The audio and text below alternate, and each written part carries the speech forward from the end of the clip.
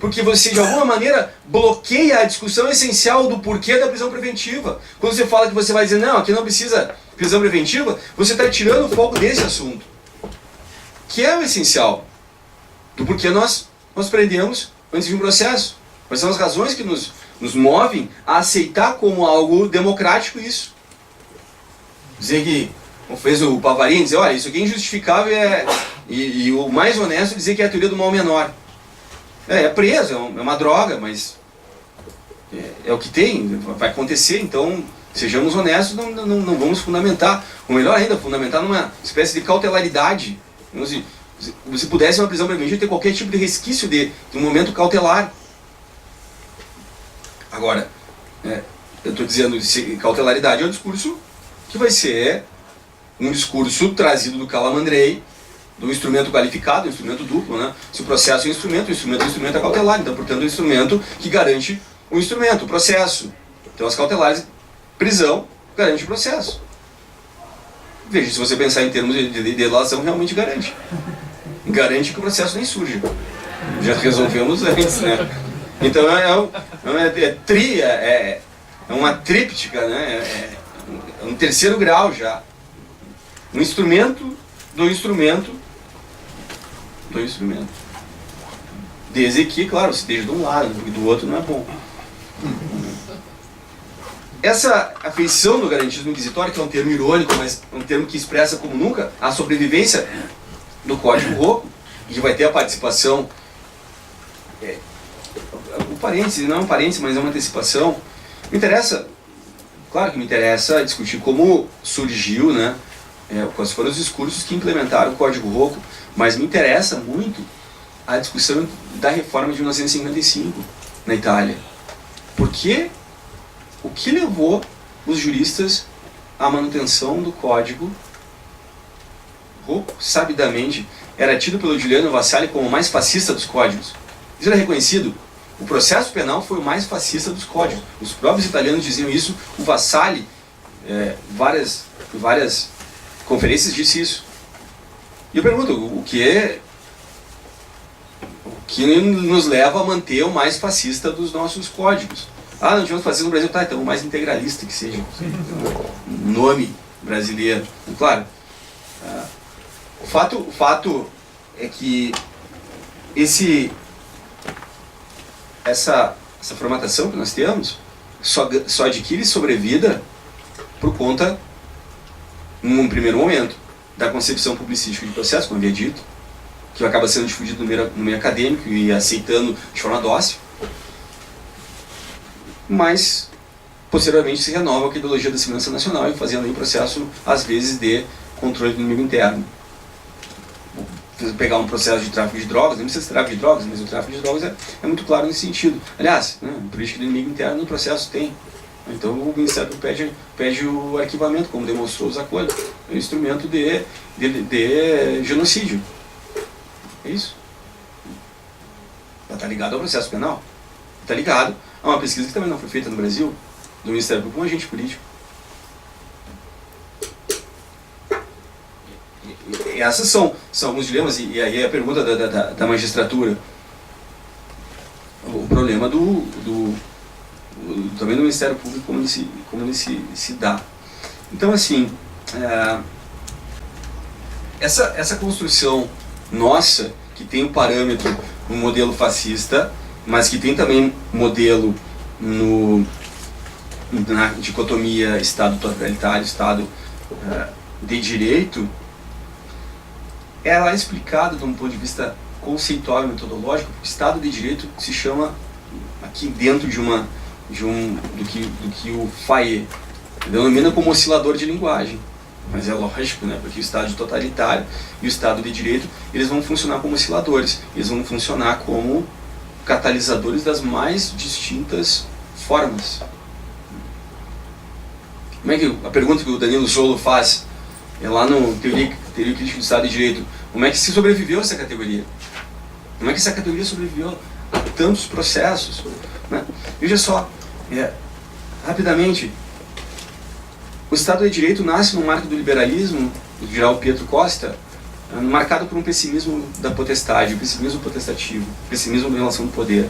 Mas depois ele passa a significar o poder político, o direito à soberania, um meio para se atingir o fim.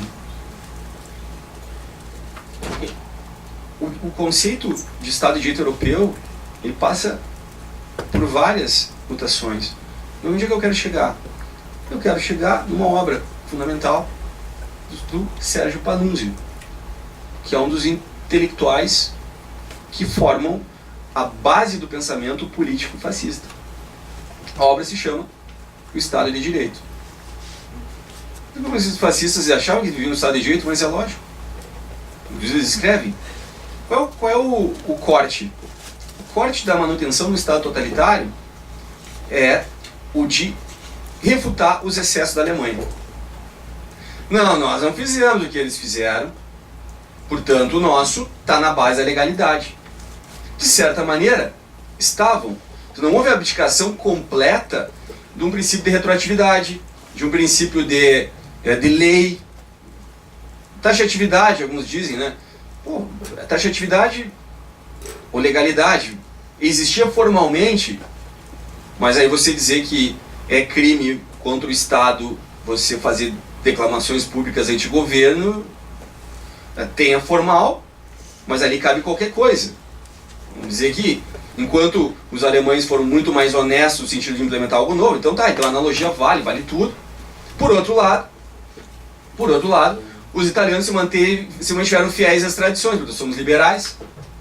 Nós não abdicamos das conquistas liberais do passado, há uma continuidade, percebam isso. Por isso que a doutrina fascista vai andar, ou vai se locomover no plano do Estado de Direito. Agora, o Estado de Direito só funciona para o período de normalidade. No período de crise, de guerra, entra o Estado ético. O Estado de Direito se transforma em Estado ético. Essa é a expressão do Giovanni Gentili. E o Giovanni Gentili é um cara inteligentíssimo, desde do marco hegeliano, o indivíduo tem que estar inserido. Não existe indivíduo, existe sujeito inserido dentro do Estado. Por isso que não existem direitos fora.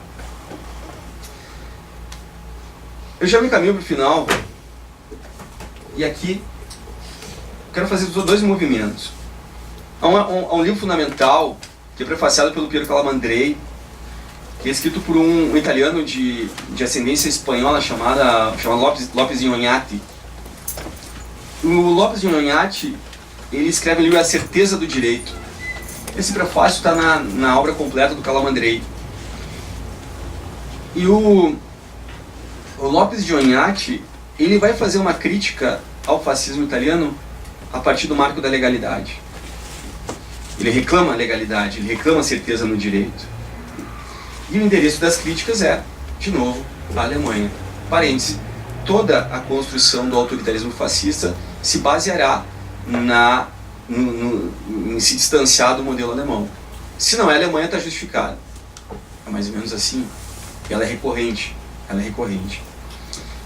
Nesse aspecto, o Calamandrei faz uma recensão a esse texto, e ele vai dizer claramente que no período fascista havia uma prática oficiosa do efetivo ilegalismo.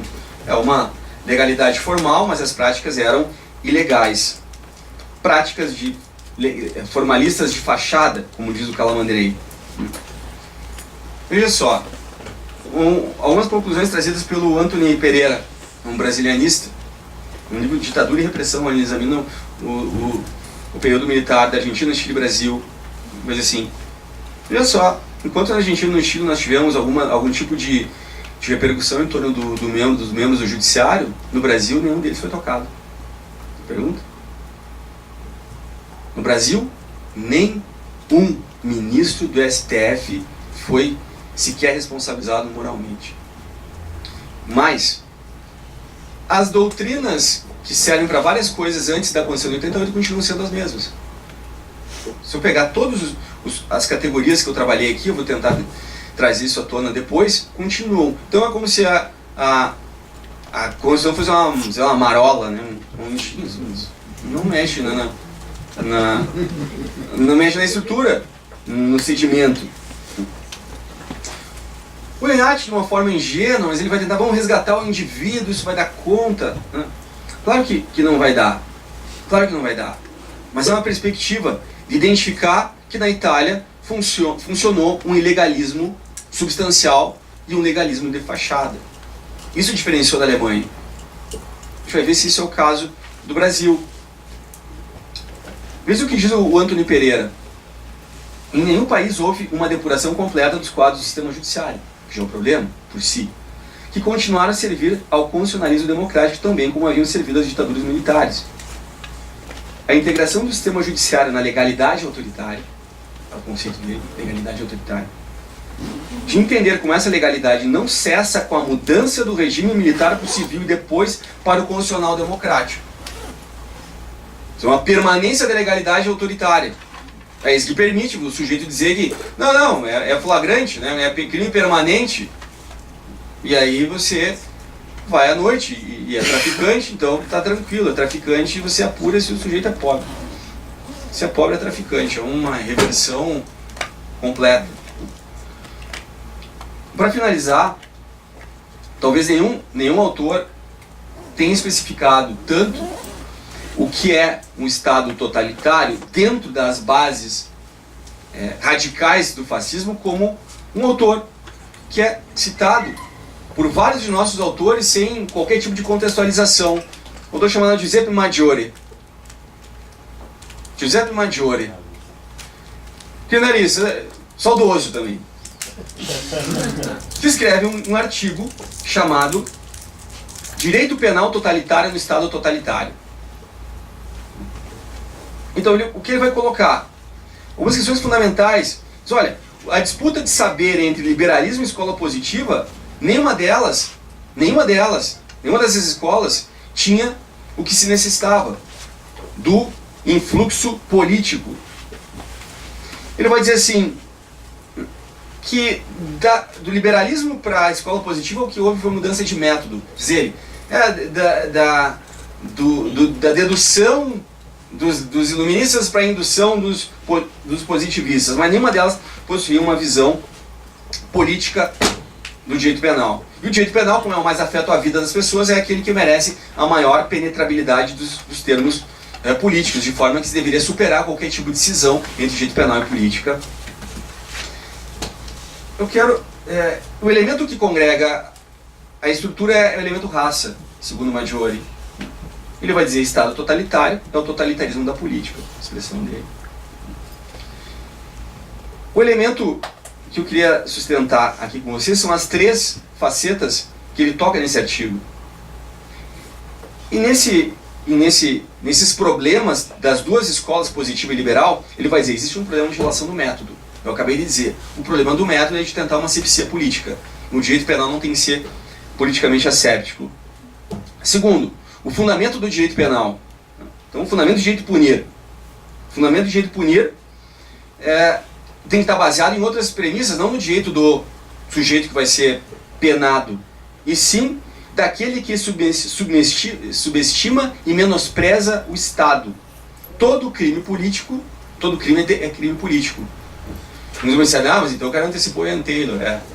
Antecipou. De uma maneira genial. Mas todo crime é crime político. Todo crime deve ser responsabilizado como crime político. Todo crime tem que ser um crime de lesa majestade. Essa é a questão. Terceiro, para mudar, dizia o Maggiore, para o fascismo ter um direito penal à sua altura, é preciso mudar as relações entre juiz e lei. E aí, eu poderia dizer assim, é possível intuir que ele vai reivindicar poderes amplos para os juízes. Primeira proposta, abdicar o nullum crimen sine lege, princípio de legalidade. Ele vai dizer assim, eu vou ler, porque eu acho que é mais fidedigno. Vocês vão poder entender de como alguns funcionários da administração de justiça fazem o que fazem, não sei se sabendo, mas vocês vão poder ter a ideia de onde surge um velho princípio que é usado no júri. Assim, então vamos lá. Maggiore, abolido o princípio nullum crime, nulla pena sine lege, o juiz não colocará o seu critério pessoal e talvez o seu capricho acima do Estado. O juiz se torna órgão do Estado, intérprete e executor de sua vontade. Claro, o cara não pode errar nunca. Se o Estado não isso é um mitema da própria regularidade dos atos da administração, que está baseado em buscar no Shakespeare e buscar no Ricardo III, vai dizer, the king can do no wrong. Porra, velho, claro que o rei não vai errar. Você vai dizer que o rei errou? Eu estou última palavra. O rei não erra. E vem dali essa questão. Mas aqui para o fascismo, o juiz não erra, porque o juiz é a expressão do Estado, o Estado se manifesta ali. E essa vontade ele interpreta o quanto baste. Faltando uma precisa disposição legal, reprimirá aqueles atos que atentam contra a autoridade e majestade do Estado. O juiz não errará jamais, nem fará um uso arbitrário de sua potestade quando, interpretando a vontade, ainda que não expressa formalmente pelo Estado ou pelo seu chefe, castigará o delinquente que se rebela contra o Estado. Portanto, crime político. Em caso de incerteza do direito, ele se apoiará no princípio indúbio pró-república. Ou seja, né, na dúvida, vai pronunciar. Mas indúbio pró-societate, né? Um plano de ressignificação, mas onde é que está isso? Está aqui. Na incerteza se torna fonte de direito. Para a legislação alemã, isso é um sentimento do povo. Para nós, poderia ter valor de fonte à vontade do Duce, né, do capo, do chefe. E aí ele segue afirmando sobre isso. Essa é a obra Direito Penal Totalitário, do Estado Totalitário? É isso aí. Vou falar mais duas últimas coisas que eu já disse que ia falar, parar. Mas agora é sério mesmo. Existe um material linguístico comum entre Estado totalitário e Estado de Direito. Não há dúvida. Essa constituição desse material linguístico, ela reproduzia reflexos na constituição das categorias jurídicas, dentre elas, inclusive, as convencionais. Vou fazer uma pergunta retórica. Finjam que vocês estão respondendo seriamente. Alguém já ouviu falar da clássica distinção entre normas de eficácia contida, limitada e auto-aplicável? Onde é que ela nasce? José Afonso da Silva. A tese de 67. Então vamos dar os nomes aos bois, como dizem no Rio Grande do Sul. A Constituição italiana, ela é de 47, logo após a queda do regime fascista. Se acreditava que uma Constituição nova pudesse, digamos assim, modificar o plano completo. Uma Constituição, eu havia dito isso, não tem o poder de modificar as coisas por conta própria, quando o aparato judiciário era o mesmo. Eu falei do Tribunal da Raça. Vocês sabem quem é o primeiro presidente da Corte de Cassação italiana pós-fascismo?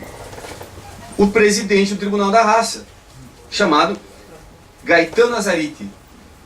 Numa obra chamada La Nuova Constituzione e le leggi anteriori, Nova Constituição e as leis anteriores, o que ele faz? Ele vai tentar engessar a Constituição para a manutenção das leis antigas. O que ele faz? Não, veja lá, a Constituição tem algumas disposições programáticas que não são exatamente normas. Elas não são normas jurídicas no sentido estrito. Elas declaram programas de ação. Porra, então você retira toda a eficácia do que a Constituição diz assim, não, todos serão iguais. Não, isso não é norma, isso é só dizendo que como o Estado vai trabalhar. Essa proposta aqui, ela é depois reatualizada por um sujeito que também trabalhou aqui nas modificações, que trabalhou nos projetos de reforma, que é o Vésio Crisafulli, que também era um juiz, e que vai mudar um pouco a conceituação entre, ele vai dizer assim, normas preceptivas ou normas não jurídicas, que eram as diretivas ou programáticas. Dali ao salto, normas de eficácia contida, limitada e auto-aplicável. Eu pergunto a vocês, qual é o sentido de uma Constituição ter uma norma que não pode ser aplicada enquanto o legislador não fizer? Agora, quem sabe eu consigo entender porque não tem um imposto para as grandes riquezas. Porque se faz uma declaração que não tem eficácia. Isso é aceito. Ou ainda, que você possa, e esse pior ainda, não é na norma de eficácia limitada. É o do a progressiva transformação de vários direitos constitucionais em normas de eficácia contida. Me dá um exemplo. Quando a Constituição nasce na prova ilícita, quando tem a proibição, a inadmissibilidade da prova ilícita, certo? Quais são as exceções que nós temos aqui? 0. Artigo 157 do CPP. Aí vem, para mim, o artigo mais infeliz já escrito na história do Brasil, que é o mais mal escrito, que o cara vai definir, né, a fonte independente. Fonte independente é aquela que, seguindo os trâmites típicos e de praxe da investigação, seria capaz de, por si só, conduzir ao objeto da investigação. Isso é uma anemia semântica, né? O cara, quando está enrolando a prova, ele faz isso. Ele bota um negócio que não tem sentido nenhum. É um fato que, por si só, seria capaz de conduzir ao fato objeto da prova. Que se aproxima da descoberta inevitável, diga-se de passagem. Então, o que está fazendo aqui? Trazendo as limitations norte-americanas, você está dizendo que a prova ilícita pode ser usada ou não vai contaminar o processo integralmente quando se verifica aquelas situações. Tu está transformando uma norma de eficácia, que a princípio, por se tratar de direito fundamental, de eficácia plena em eficácia contida, através de reforma. De reformar para pior um código que já é ruim. Pior que isso só se vocês pensarem nas 10 medidas. Porque você vai ajustar. Pô, eu já falei, não tem nulidade absoluta no Brasil mais. Aí vem, não, vamos fazer um ajuste nas nulidades. O que você quer? Tirar. Extirpar o negócio. Ajuste do quê? O que tem para... O que está ruim em nulidades para o Ministério? Eu teria curiosidade. Aliás, eu faço um voto. Vocês leiam a exposição de motivos do ajuste. Porque você não reforma mais, você faz ajustes. Não, ajuste. Melhor funcionamento, melhor rendimento, qualquer economicismo barato, funciona. E aí, olha, nesse modelo, então, nós temos um código que não é suficientemente autoritário. Francisco Campos, demodé. Essa é uma expressão também fora de moda, né? Bem performativo, né? Claro. Você fala demodé, quer dizer o quê? Exatamente porque ninguém mais sabe o que significa esse negócio. A última vez que eu ouvi demodé, acho que foi no Raça Negra, tocando em cima de você. Mas até o Raça Negra me ajuda aqui na... Recorrer aos elementos retóricos do Raça Negra. Daqui a pouco eu vou pro tchan. Mas... Daqui a pouco eu vou pro tchan. Sim, eu sempre explico, porque até lá o Foucault, né, tem aquela arvorezinha, né, o pau que nasce torto, não quer ser direito. Né? É uma bela explicação biológica. Ortopedia moral. Isso, você pode dizer que se você perguntar numa prova, é capaz de perguntar, numa prova de equimologia, dessas, de concurso... Pau que nasce torto, não quer ser direito. Ortopedia moral. Sim, o padre Washington ou, né, o disciplinarismo. Mas aqui, e aí... A questão é, o Estado democrático, diz o Rui, Estado de Direito é um dispositivo. É um dispositivo. E o dispositivo é aquilo que faz a confluência de discursos heterogêneos, discursos que estão numa dimensão distinta, que necessariamente não precisam ser encadeados. Porque a discursividade, diz o Deleuze, né, quando faz talvez um dos melhores textos sobre o dispositivo, num livro em homenagem ao Foucault, chamado Foucault e o Poder, o Deleuze vai dizer assim... O Deleuze é um cara engraçado, mas ele vai muito pela metáfora, as linhas de luminosidade, é como uma música, as linhas de luminosidade, de sombra, é como se você conseguisse reunir várias condições, como um novelo de lã, você consegue introduzir tudo aquilo, numa coisa só, mas não é. Você não consegue saber onde começa o discurso psiquiátrico e começa o técnico. Porque há essa condição de cruzamento. Então, claro, sendo um dispositivo, ele conecta tudo isso. Conecta tudo isso e mais. Mas quando ele não diz, ele também diz muita coisa. E, portanto, na minha preocupação, essa foi a perspectiva metodológica, a metodologia, é de avaliar o nível de dutilidade ou permeabilidade. Né? Dutilidade, do quanto a deformação de um material com o calor. Não é exatamente isso, mas eu estou dizendo o nível de deformação do processo penal frente aos discursos autoritários. Eu me estendi Peço desculpas por isso e agradeço novamente a paciência. Eu espero que, pelo menos, aguardem até sexta-feira para me odiar.